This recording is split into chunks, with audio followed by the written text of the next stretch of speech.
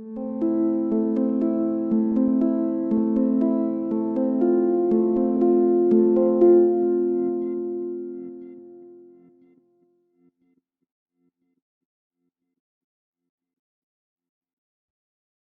name is Leo Douglas, and I am a clinical assistant professor at NYU, where I teach studies, environmental studies subjects.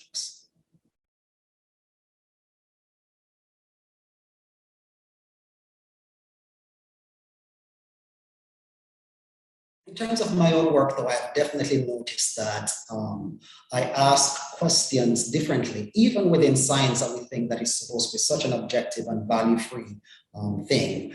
And by so doing, I have found that I ask questions that maybe others would not have asked because of their identities. And that's actually what brings a lot of interest and excitement to my work. I must say, though, that I also recognize that this can be something which is troubling, because in reality, people asking different questions and things that others may not necessarily initially get or see can be disturbing, and I understand that aspect of it as well.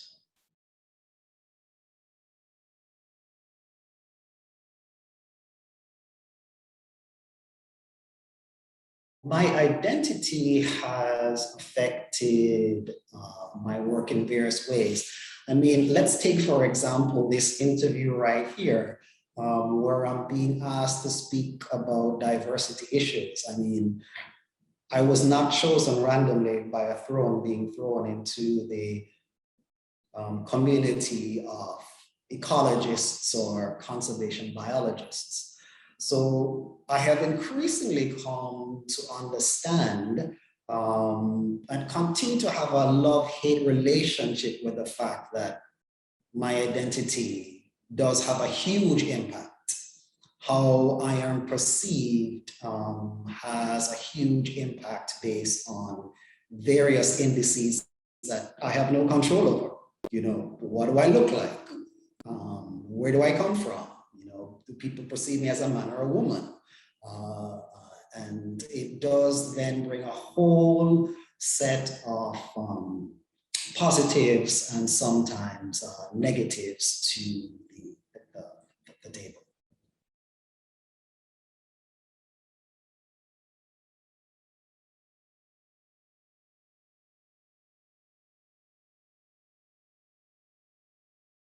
In terms of specific examples, you know, I must say that my experiences that have lived with me the longest are the ones that I experienced while being a graduate student, a PhD student. You know, here I was, the starry-eyed student who, you know, loved birds and, you know, felt like I was going to be having this incredible community of like-minded people, like going to Hogwarts and, you know, learning magic about nature. My experience was rather different, where it was actually a very lonely experience, experience where I felt as the other, as social scientists called it, most days, where I felt that people who held the gate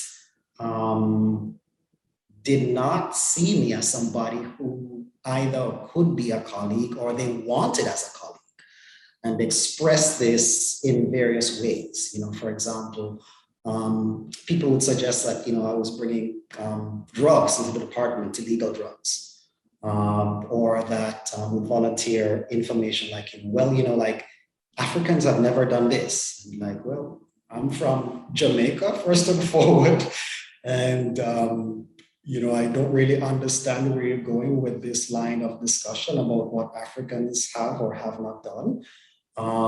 To, you know, people referring to you as your kind, or just out of the blue, just volunteering all different type of information, which was very damaging, I found.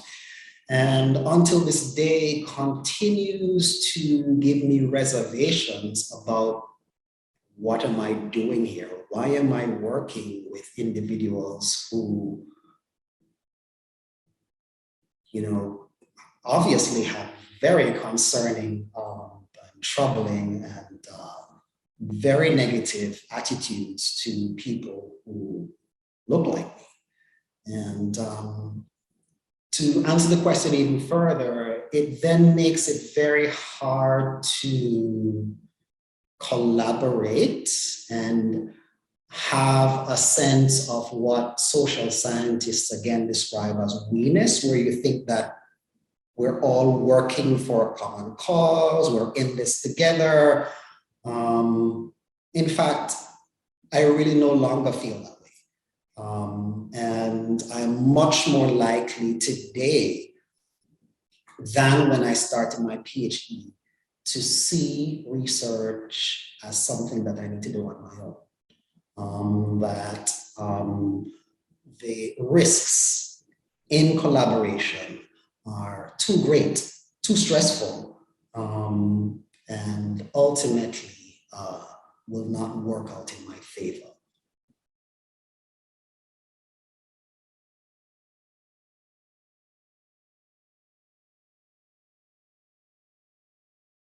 Actually, I have. I have work that I've decided just that I have not or will not publish. Again, work that you've spent like 4 years of your life, 2 solid years of field work, but where you're asking questions that people, again, powerful people might find like, hey, like you're rocking the boat, like you're not being complimentary here. So, there are definitely solid instances where I have decided not to publish findings, have changed things that I initially decided that I was going to do research about. Right now in my life, I've actually found as well that where I am in a job that is primarily focusing on teaching. So academic departments are commonly, this is not uncommon, even in the best of departments, rife with conflict. That I am in a space where there is less competition, because that's another characteristic of academic institutions, academic departments, and research institutions, is that they're incredibly competitive. And sometimes this competition, even in the absence of talking about race and identity, etc., can bring out the worst in people, even among themselves, their boss, their graduate students, etc. So stepping away from that world and those spaces, I have found has been good for me, actually, for my mental health. Another topic I don't feel that in conservation we speak enough about, or even if this is a genuine concern for the community. I strongly believe that it should be, in terms of, especially when you think about women, historically marginalized groups, in terms of what does mental health mean in addition to all the regular issues that affect the mental health of researchers and academia.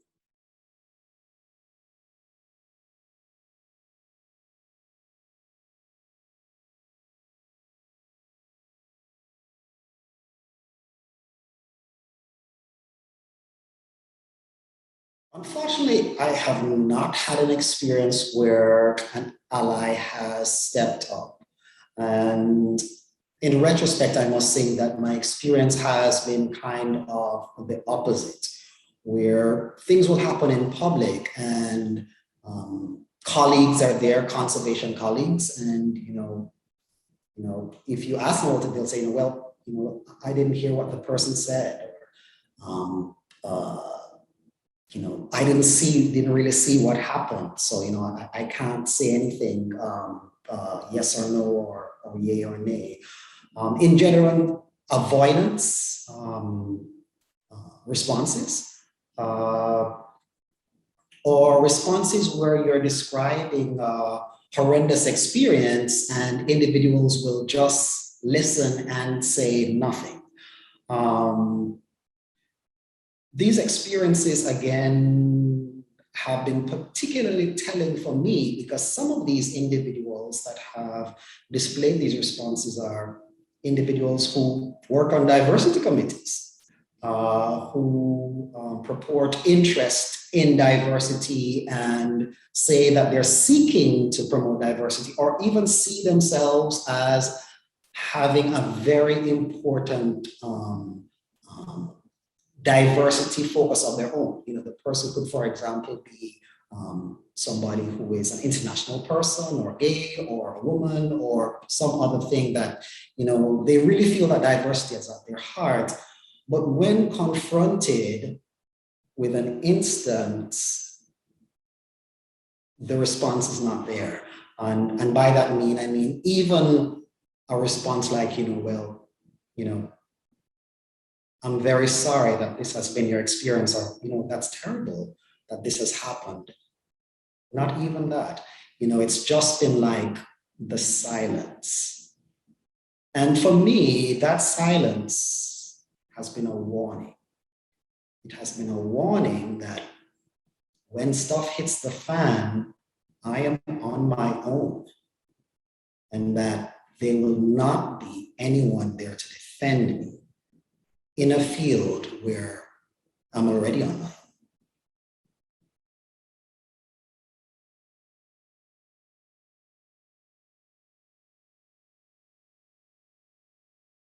How about prioritizing the training, the mentoring of the locals from Colombia, from Namibia, from Java, from all these places that we have taken so much time to say that these are the places that we need to conserve if we're serious about biodiversity. Bringing them in just for a year, just for maybe one class, training them, sending them back to tackle these local issues. I think it could be huge.